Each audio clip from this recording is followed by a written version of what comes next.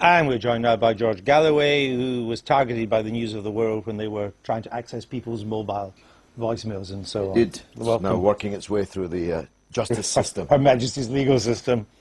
Do these things, though, do they, like the one that got Fergie, do they provide a public interest? Do they serve a public interest, or are they merely the interest of the public?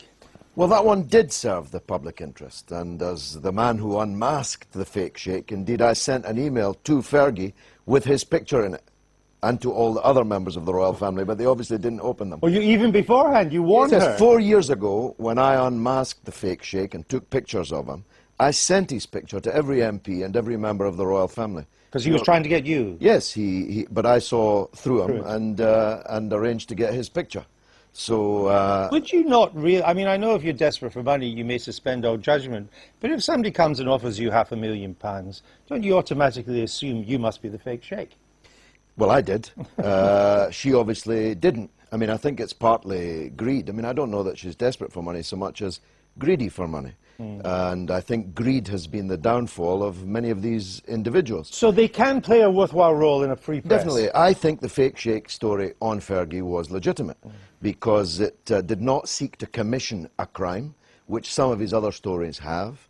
Some minor fellow from a soap comes along and you ask him if he can go and buy you drugs, and then you unmask him, you're commissioning the crime.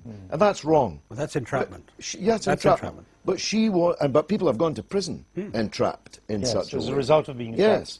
Yes. But she was out there and open, give me £500,000, I'll get you access to my ex-husband, a funded member, taxpayer-funded member of the royal family.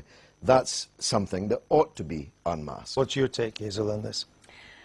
Well, part of me felt sorry for Sarah Ferguson just on a kind of human basis, and I know people will say she was greedy and she deserves whatever's coming to her, and maybe it is in the public interest if people are acting improperly.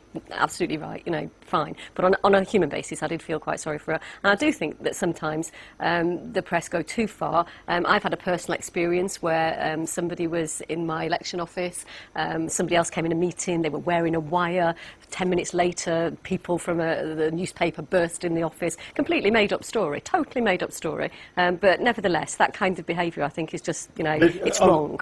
Obviously, there are excesses, and sometimes the press just get it wrong too. They can also go too far, as we saw with the Mail on Sunday and the Lord Treesman story over his claims of corruption. It was a story in a way, but it kind of rebounded back onto the newspaper. Yeah, I mean, the simple truth is that there is a fine line here, and you can only make almost an after-the-event public interest judgment. It's the same, frankly, with a policeman. Policemen are allowed to do certain things, but not entrapment, and at the end of the day, the only test will be the court. But I actually agree with George. I'm afraid in the case of Fergie, I think it was probably right. The filming of MPs, not? I mean, offering MPs all sorts of money and jobs. I think you were at the Sunday Times at the time, and I supported it. It was absolutely correct what you did. In Treesman's case, there's no fool like an old fool trying to impress a younger woman. Yeah. As one day we'll all know. But never happened to me.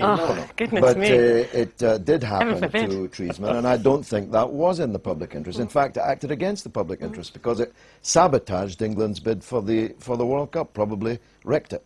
Didn't it feel to you that they're a little bit old-fashioned, these things now? They're a little bit out of date? Well, they're still working. They still work. That's true. They still work. All right. As long as there's greed, they'll still work. OK. We're going to have some news for you now. Don't go away. You'll be interested in this, George. It's almost the end of the programme.